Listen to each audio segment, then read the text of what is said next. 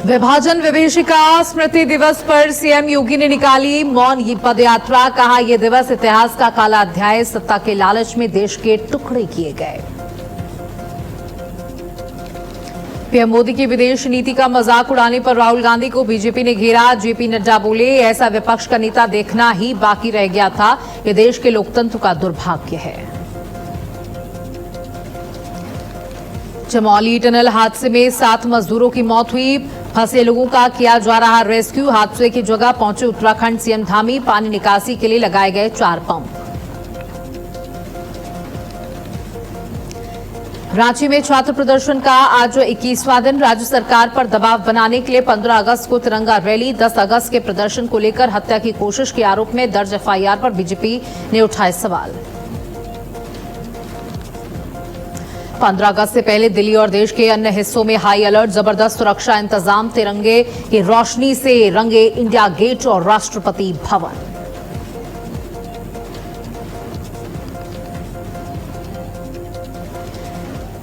नमस्कार, आप देख रहे हैं भारत अपडेट और मैं हूं आपके साथ सौम्य अवस्थी। बड़ी खबर आपको दे दें, जहां चमोली हादसे में लापता मजदूरों की तलाश जारी है। सेना, एनडीआरएफ, एसडीआरएफ का रेस्क्यू ऑपरेशन जारी है। पीपलकोटी टनल में अचानक आया मलबा। घायलों को अस्पताल पहुंचाया गया है। पीपलकोटी पहुंचे सीएम पुष्कर सिंह धामी।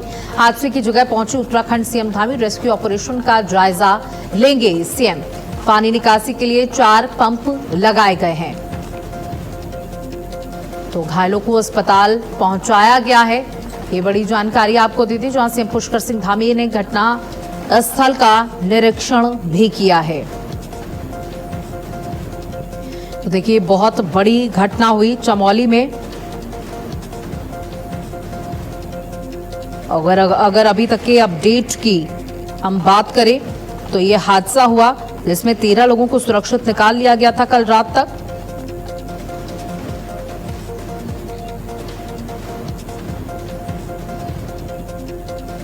तो पीपलकोटी टनल में अचानक ये मलबा आ गया, जिससे जो वहां मजदूर काम कर रहे थे वो इस मलबे के नीचे दब गए। तो देखिए, ये बहुत बड़ा हादसा चमोली में हुआ, जहां सीएम पुष्कर सिंह धामी इस पूरे मामले पर नजर बनाए रखे हुए हैं। तो देखिए, उम्मीद यही है कि जो लोग फंसे हुए हैं, जो अभी भी लापता बने हुए हैं, उनकी तलाश जारी है और उन्हें सुरक्षित बाहर निकाल लिया जाए। तो क्या हुआ वो आपको बता दें, जहां निर्माणाधीन सुरंग अचानक से धंस गई, यानी भू धसाव हुआ, जिसकी वजह से ये इतना बड़ा हादसा हो गया। निर्माणाधीन सुरंग थी जो धंस गई और रेस्क्यू ऑपरेशन अभी भी जारी है। सीएम पुष्कर सिंह धामी इस पूरे मामले पर नजर बनाए रखे हैं। तो ये बहुत बड़ा हादसा चमोली में। कहां हुआ यह हादसा? पीपलकोटी, मायापुर, चमोली में, जहां पर ये काम चल रहा था और सुरंग धंसने से ये बड़ा हादसा हुआ। पीपलकोटी, मायापुर, चमोली में यह हादसा हुआ। कल शाम 7 बजे के करीब यह हादसा हुआ। अंधेरा हो चुका था, इसलिए समस्याएं और बढ़ गईं। रेस्क्यू ऑपरेशन में बहुत सारी समस्याएं सामने आईं। रेस्क्यू ऑपरेशन अभी भी जारी है। उम्मीद यही लगाई जा रही है कि जो लोग अभी भी नहीं मिल पा रहे हैं, उन्हें जल्द से जल्द ढूंढकर सुरक्षित बाहर निकाल लिया जाए। तो कल शाम 7 बजे के करीब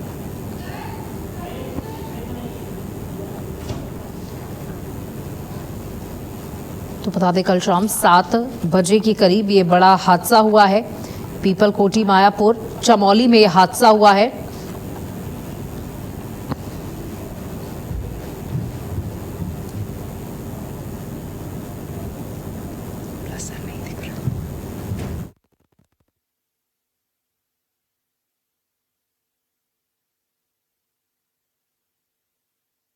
उत्तराखंड में ये बड़ा हादसा हो गया। 7 लोगों की मौत हुई है। कल शाम 7 बजे ये हादसा हुआ था। अब तक कि अगर अपडेट की बात करें तो बता दें किसकी सुरंग थी? THDC, Tehri hydro development corporation के द्वारा बनाई जा रही थी। बता दें कि अब तक 7 मजदूरों की मौत हो चुकी है। 14 लोग घायल हुए हैं, जिनका इलाज चल रहा है। बचाव कार्य चल रहा है। एनडीआरएफ और एसडीआरएफ की टीमें बाकी लापता लोगों की तलाश के लिए राहत का काम चला रही हैं। चमोली टनल हादसे और वहां चला रहे बचाव कार्यों के बारे में आपको ये जानकारी दे रहे हैं, जहां 14 लोगों को निकाला गया है, गंभीर रूप से वो घायल हैं, उनका इलाज चल रहा है। 7 लोगों की मौत इस पूरे मामले में बताई जा रही है। तो देखिए अभी का अपडेट अगर आपको देते तो उत्तराखंड के चमोली में पीपल कोटी टनल हादसे में 7 लोगों की दुखद मौत हो चुकी है। इस बीच मृतकों के नाम सामने आए हैं। मृतकों में टिहरी जिले के गेमवाल के रहने वाले प्रदीप सिंह पवार, चमोली के मुकेश, बिहार के दुर्लभ शर्मा, झारखंड के विजय और जितेंद्र कुमार, लोकेश्वर और भुवनेश्वर का नाम शामिल है। लोकेश्वर और भुवनेश्वर के बारे में जानकारी जुटाई जा रही है।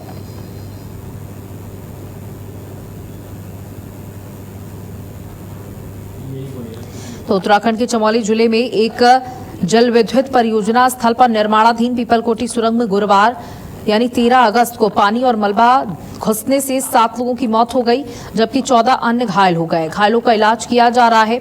हादसे में 14 लोग घायल हुए हैं, जिन्हें अस्पताल में भर्ती कराया गया है। घायलों में छत्तीसगढ़ के कोंडागांव निवासी सुनील दीवान, झारखंड के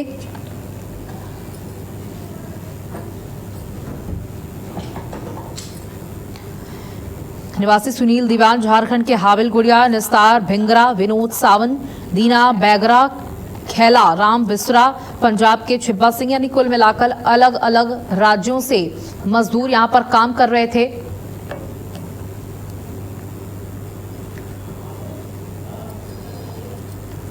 सात लोगों की दर्दनाक मौत हो गई है। बेहद दुखद ये मामला, बेहद बड़ा ये मामला कह सकते हैं, जहां निर्माणाधीन सुरंग धंस चुकी है। हादसे में 14 लोग घायल हैं, जिनका इलाज अस्पताल में जारी है। कई की हालत गंभीर बनी हुई है। सीएम पुष्कर सिंह धामी भी इस पूरे मामले पर नजर बनाए रखे हैं। तो कल शाम 7 बजे ये हादसा हुआ था। देखिए, पहाड़ देखने में जितने खूबसूरत लगते हैं, वहाँ की जिंदगी उतनी ही मुश्किलों भरी है। जो लोग वहाँ पर अपनी जिंदगी काटते हैं, आप एक बार उनसे बात करके देखिएगा तो आपको अंदाजा हो जाएगा कि जो हम सब 2 से 4 दिन के लिए पहाड़ों पर घूमने जाते हैं सुकून के लिए, वहां पर जिंदगी सुकून की नहीं है। कितनी डरावनी है। कब बारिश होने लगे, कब स्थितियां खराब होने लगे, किसी को पता नहीं होता है। और जो लोग वहां पर काम कर रहे होते हैं, अपनी जान हथेली पर रख कर ही काम कर रहे होते हैं। पहाड़ की जिंदगी पहाड़ जैसी ही होती है। उत्तराखंड में ये बड़ा हादसा हुआ है। 7 लोगों की मौत हो गई है। वो लोग यहाँ पर पैसे कमाने के लिए आए थे, काम करने के लिए आए थे, लेकिन किसी को नहीं पता था कि उनके लिए कल का दिन आखिरी साबित हो जाएगा। 7 लोगों की मौत हो गई है। तो निर्माणाधीन सुरंग धंस चुकी है। चमोली में ये बड़ा हादसा हुआ है। उत्तराखंड में ये बड़ा हादसा हुआ है। 7 लोगों की मौत हुई है। 14 को सुरक्षित निकाल लिया गया है। और बता दें कि सुरक्षित उन्हें निकालने के बाद 14 लोगों का इलाज अस्पताल में चल रहा है। निर्माणाधीन सुरंग धंसी है। निर्माणाधीन सुरंग धंसने से ये बड़ा हादसा हुआ है। हादसे में 14 लोग घायल हुए, जिन्हें अस्पताल में भर्ती कराया गया है। उत्तराखंड के चमोली जिले में एक जल विद्युत परियोजना स्थल पर निर्माणाधीन पीपलकोटी सुरंग में 13 अगस्त को पानी और मलबा घुसने से 7 लोगों की मौत हो गई। देखिए, बताया जा रहा है कि मलबा और पानी घुसने से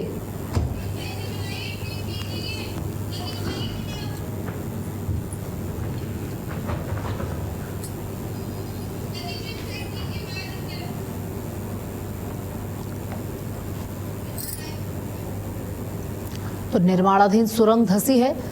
धंसी सुरंग जहां ऑपरेशन अभी भी जारी है। कल शाम 7 बजे से जैसे ही ये घटना हुई थी, उसके बाद से ही सारी टीमें तुरंत वहां पर पहुंची थी, तुरंत एक्टिव हो गई थी। एसडीआरएफ, एनडीआरएफ की टीमें लगातार वहां काम कर रही। सेना वहां पर मौजूद है। लोगों को निकालने का प्रयास किया जा रहा है और जो अभी भी लापता हैं, उनकी तलाश की जा रही है।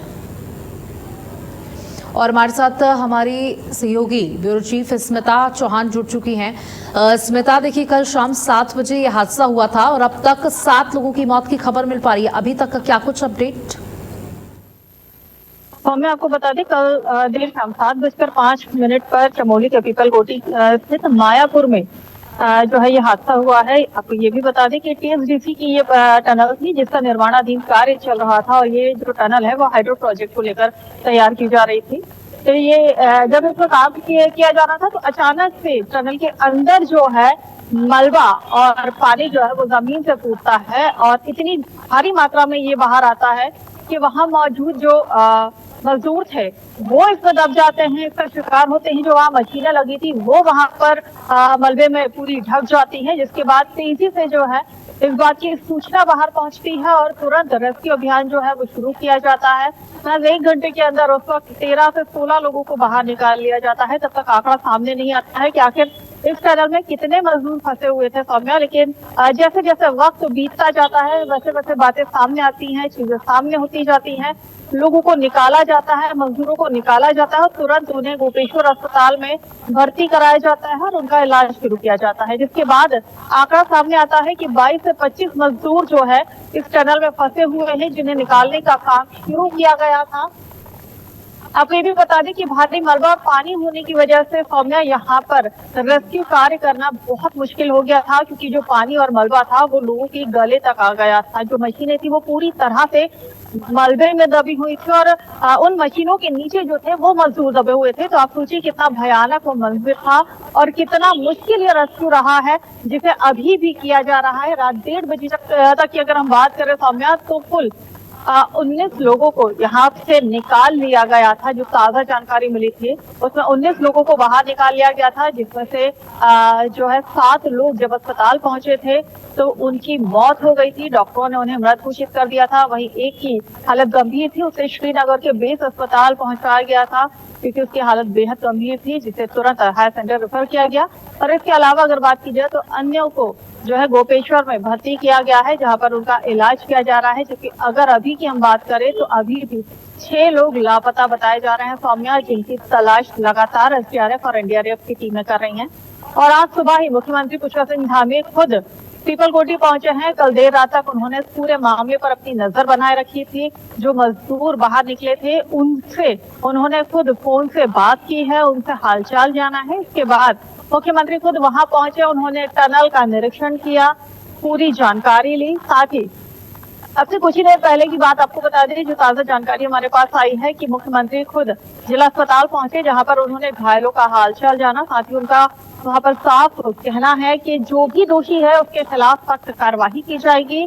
जो घायल हैं उन्हें अच्छे से अच्छा, बेहतर से बेहतर इलाज जो है वो सरकार की तरफ से दिया जाएगा। साथ ही उनका ये भी कहना है कि जो इस हादसे का शिकार हुए हैं, जो मृतक हुए हैं, उनके परिजनों को उत्तराखंड सरकार की तरफ से 4 लाख रुपए की सहायता राशि जो है वो दी जाएगी। साथ ही उन्होंने तमाम अधिकारियों से कहा है कि किसी भी तरह की कोई चूक नहीं होनी चाहिए, लहतलाली नहीं होनी चाहिए और जल्द से जल्द जो लोग लापता हैं उन्हें ढूंढ लिया जाए, रेस्क्यू पूरा कर लिया जाए, ताकि ये समझ में आए कि आखिर वहाँ की स्थितियां क्या है। बेहतर से बेहतर जो भी उपकरण आपको लगाने हैं वो लगाइए, लेकिन लोगों की जिंदगी बचाइए। जो लोग अभी भी वहाँ दबे हुए हैं, जो लापता हैं, उनकी तलाश जारी रखिए। ये साफ निर्देश मुख्यमंत्री ने दिए हैं तमाम अधिकारियों और एजेंसियों को। राहत राशि भी जारी कर दी गई है और वो लिस्ट भी जारी हो गई है। जो जो मजदूर वहां पर मौजूद थे, अलग अलग राज्यों से, कोई पंजाब से था, कोई उत्तर प्रदेश का था, कोई बिहार का था और कई उत्तराखंड से भी थे। और जिन लोगों की मौत हुई है बहुत दुखद है। बहुत बहुत शुक्रिया स्मिता, अपडेट आपसे लेते रहेंगे। बहुत बहुत शुक्रिया हमारे साथ जुड़ने के लिए। खबरें और भी हैं, यहाँ वक्त हो चला एक छोटे से ब्रेक का, जल्द लौटेंगे।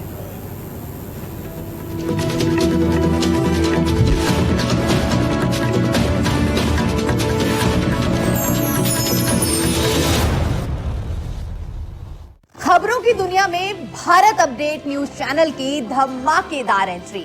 आपका अपना चैनल भारत अपडेट अब आप देख सकते हैं टाटा प्ले के चैनल नंबर 574 और जियो टीवी के चैनल नंबर 2070 पर 24 घंटे सातों दिन।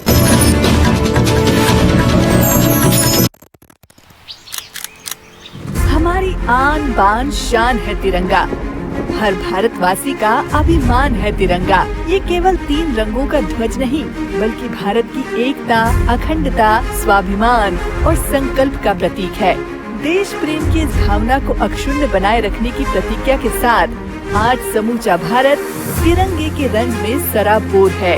माननीय प्रधानमंत्री श्री नरेंद्र मोदी जी के आह्वान पर हर घर तिरंगा अभियान राष्ट्रभक्ति को जन जन की भावना से जोड़ रहा है। इस राष्ट्रव्यापी उत्सव में मुख्यमंत्री श्री विष्णुदेव साय के नेतृत्व में छत्तीसगढ़ भी पूरे उत्साह, उमंग और गौरव के साथ सहभागी बन रहा है। 9 से 17 अगस्त 2026 तक चलने वाले इस अभियान में प्रदेश के हर कोने में तिरंगे की शान दिखाई दे रही है। गांव हो या शहर, घर हो या आंगन, हर जगह तिरंगा देशभक्ति की नई अलग जगा रहा है। क्योंकि जब हर घर तिरंगा लहराता है तो हर दिल में भारत का गौरव मुस्कुराता है। आइए अपने घर आंगन को तिरंगे के रंगों से सजाएं, तिरंगे को सम्मान के साथ फहराएं और राष्ट्र के प्रति अपने प्रेम, सम्मान और गौरव को अभिव्यक्त करें। हर घर तिरंगा, हर मन तिरंगा। जय हिंद, जय भारत, जय छत्तीसगढ़।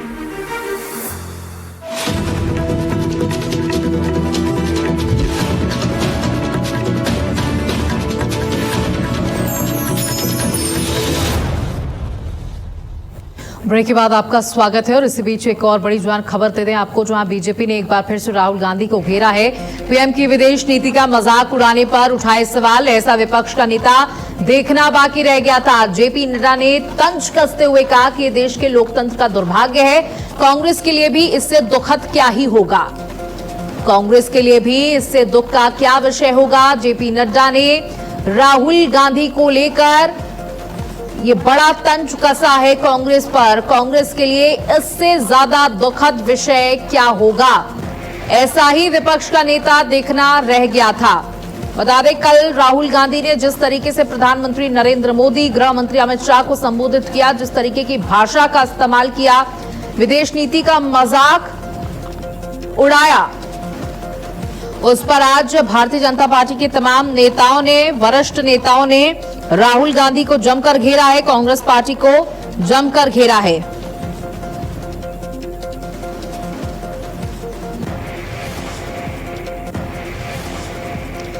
तो देखिए, कल राहुल गांधी ने जिस तरीके से गृह मंत्री अमित शाह को संबोधित किया था, उसके बाद भी तमाम सवाल खड़े किए जा रहे थे कि विपक्ष का इतना बड़ा नेता किस तरीके से इस तरीके की भाषा का इस्तेमाल कर सकता है।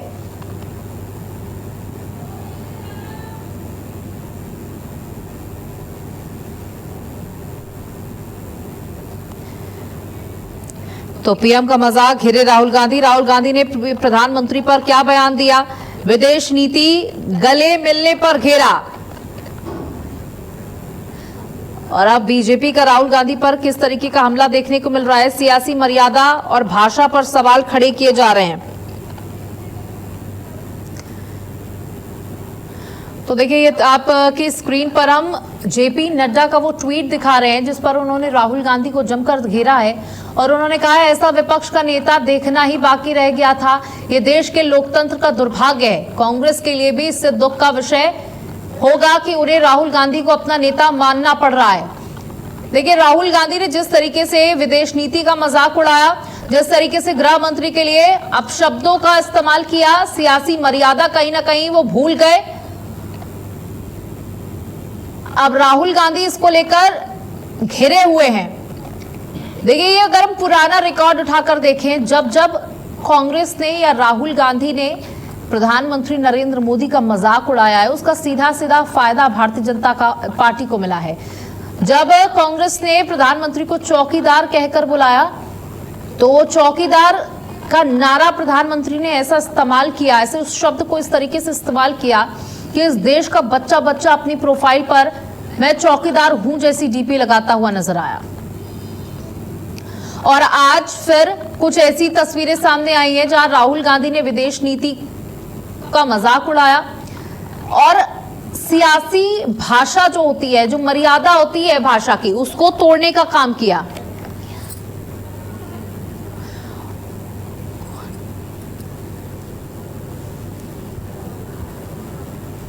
और हमारे साथ बीजेपी प्रवक्ता रमाकांत मिश्रा जुड़ चुके हैं। बहुत बहुत स्वागत है रमाकांत जी आपका।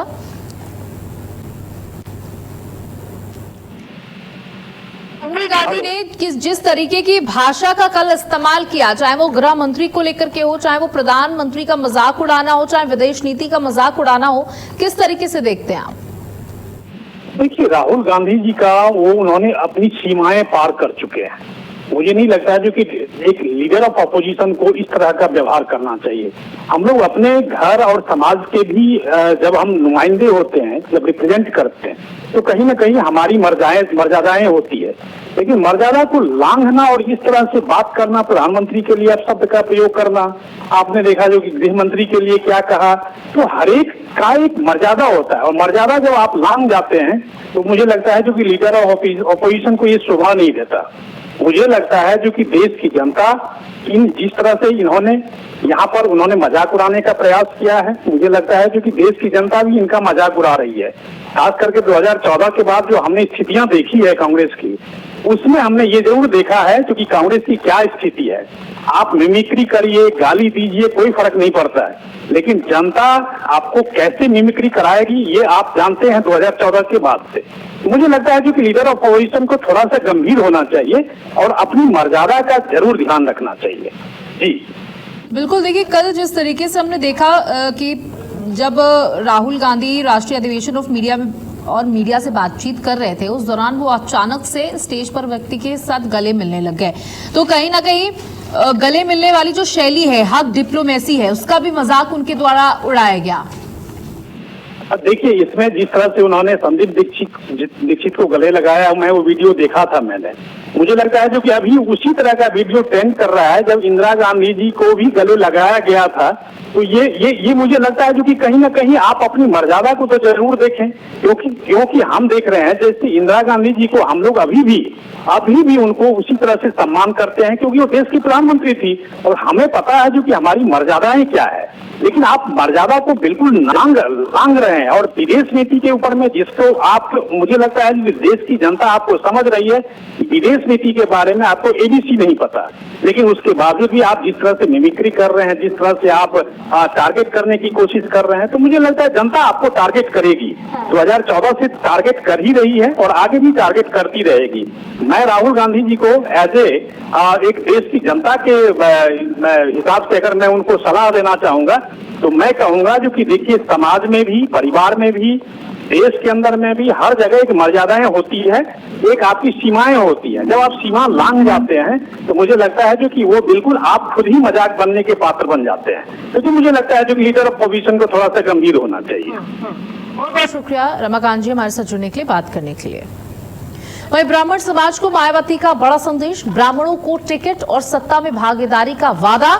मजबूती से बसपा से जुड़े रहे ब्राह्मण समाज के लोग, बसपा सरकार बनने पर 2007 की तरह मिलेगा सम्मान। पार्टी छोड़कर जाने वाले नेताओं पर साधा निशाना, निजी स्वार्थ, गलत कार्यों से बचने के लिए दूसरी पार्टी में गए लोगों ने अपने समाज को भी बसपा से सही ढंग से नहीं जोड़ा, पार्टी को चुनावों में नुकसान हुआ। तो देखिए, इस समय रोज बसपा सुप्रीमो मायावती एक ट्वीट करते हुए ये बताने का प्रयास कर रही हैं कि 2027 के चुनावों में बसपा प्रमुखता के साथ जमीन पर उतर रही है और जो ब्राह्मण समाज है, जिस तरीके से 2007 में ब्राह्मणों ने बसपा का साथ दिया, उसी तरीके से 27 में भी दे और जैसा सम्मान 2007 में बसपा ने देने का काम किया था, वैसा ही 2027 में भी मिलेगा। वहीं रांची में छात्रों के प्रदर्शन का आज 21वां दिन, छात्रों का ऐलान 15 अगस्त को निकालेंगे तिरंगा यात्रा। मांगों को लेकर दबाव बनाने के लिए यात्रा निकाली जाएगी। 10 अगस्त के प्रदर्शन को लेकर 300 अज्ञात लोगों पर एफआईआर दर्ज हुई है। हंगामा करने वालों की पहचान में जुटी है रांची पुलिस। तो देखिए, मांगों को लेकर अब कल तिरंगा यात्रा निकाली जाएगी। कल 15 अगस्त है और 15 अगस्त पर देखिए वैसे भी सुरक्षा कड़ी रहती है और तिरंगा यात्रा निकालने की तैयारी है। और विरोध प्रदर्शन करने का एक तरीका, जहां मांगों को लेकर दबाव बनाने का प्रयास किया जाएगा। 10 अगस्त के प्रदर्शन को लेकर 300 अज्ञात लोगों पर एफआईआर भी दर्ज हुई है। साथ ही पुलिस कई अन्य लोगों को चिन्हित भी कर रही है। वहीं गृह मंत्री अमित शाह ने एनसीबी की तारीफ की है। एनसीबी ने ड्रग तस्करी के सरगना को पकड़ा है। भगोड़े वीरेंद्र बसोया को यूएई से लाया गया। जीरो टॉलरेंस नीति के तहत कार्रवाई की गई। ड्रग तस्करों के नेटवर्क को खत्म कर रहे हैं। अमित शाह ने कहा कि भगोड़े वीरेंद्र बसोया को यूएई से लाया गया है। ड्रग तस्करों के नेटवर्क को पूरी तरीके से खत्म करने का काम किया जा रहा है। जीरो टॉलरेंस की नीति के तहत ये कार्रवाई की जा रही है।